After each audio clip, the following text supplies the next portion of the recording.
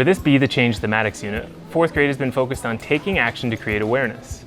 We've been asking some big questions to help us better understand activism. Today we're experiencing Liina's process from collection to creation. We started at the beach in Pantai Mengening, collecting materials, and are now at one of her spaces to clean, organize, and create. It's important for the students to really get in touch directly with the marine pollution and not only on a theoretical level. We learned a lot about it. They found 2 light bulbs at the beach show. They made it as eyes, which looked really cool to me, so it's pretty fun. You can make lots of different arts and build, you can create. Get out there and make something new out of what's old and have fun with it.